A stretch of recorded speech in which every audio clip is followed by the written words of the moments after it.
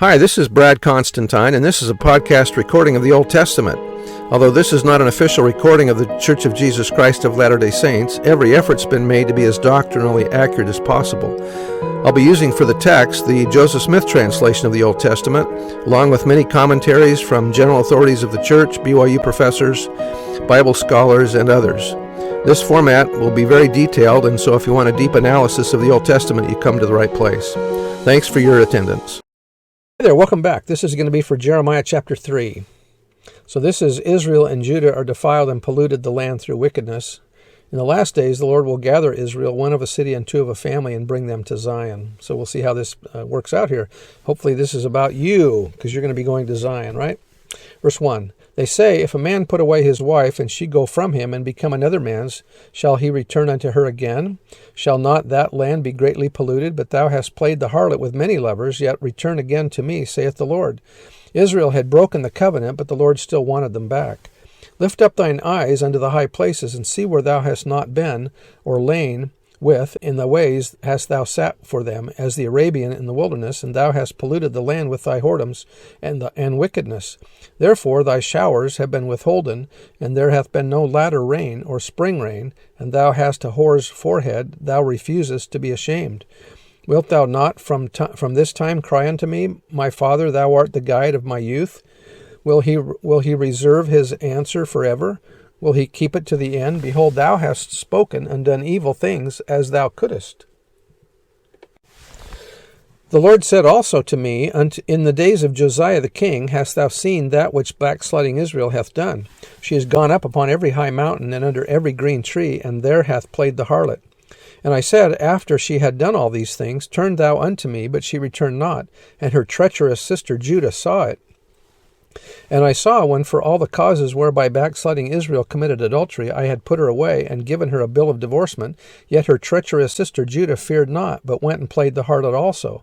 So as Judah is seeing the destruction of Israel in the north, because of their idolatry, in the southern kingdom, Judah is doing the same thing. Verse 9, and it came to pass through the lightness of her whoredom that she defiled the land and committed adultery with stones and with stocks.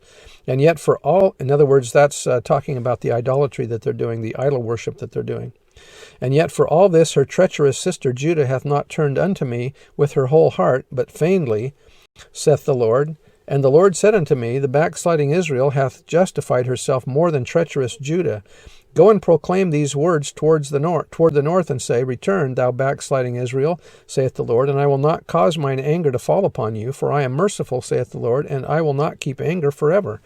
See how merciful the Lord is, even though in spite of their sinning, if they would just repent, he would take them back. Only acknowledge thine iniquity, that thou hast transgressed against the Lord thy God, and hast scattered thy ways to the strangers under every green tree, and ye have not obeyed my voice, saith the Lord. Turn, O backsliding children, saith the Lord, for I am married unto you, and I will take you one of a city, and two of a family, and I will bring you to Zion. So missionary work is to gather the elect. And I will give you pastors or shepherds according to mine heart, which shall feed you with knowledge and understanding. So the church leaders will teach the truth. And it shall come to pass, when ye be multiplied and increased in the land, in those days, saith the Lord, they shall say no more, the ark of the covenant of the Lord, neither shall it come to mind, neither shall they remember it, neither shall they visit it, neither shall that be done any more. In other words, the old covenant is done, the new one will take place. At that time they shall call Jerusalem the throne of the Lord, and all the nations shall be gathered unto it, to the name of the Lord, to Jerusalem. Neither shall they walk any more after the imagination or stubbornness of their evil heart. This sounds like it's either just right before the second coming or during the millennium. In those days the house of Judah shall walk with the house of Israel, so the two kingdoms will be combined once again. The house of Judah and the house of Ephraim will be joined back together. And they shall come together out of the land of the north to the land that I have given for an inheritance unto your fathers. But I said, how shall I put thee among the children, and give thee a pleasant land, a goodly heritage of the hosts of nations? And I said, thou shalt call me my father, and thou shalt not turn away from me. In the midst of condemning Judah for their apostasy, Jeremiah turned to the future when Israel will again become a faithful wife and be reclaimed. The Lord reminded Israel that he is merciful and that all they need to do to be reclaimed is to turn back to him.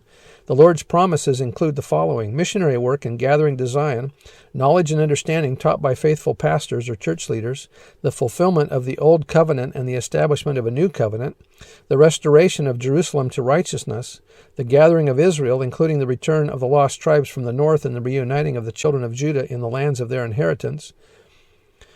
Verse 20, surely as a wife treacherously departeth from her husband, so have ye dealt treacherously with me, O house of Israel, saith the Lord. A voice was heard upon the high places, weeping and supplications of the children of Israel, for they have perverted their way, and they have forgotten the Lord their God. Return, ye backsliding children, and I will heal your backslidings. Behold, we come unto thee, for thou art the Lord our God. Truly in vain is salvation hoped for from the hills, and from the multitude of mountains. Truly in the Lord our God is the salvation of Israel.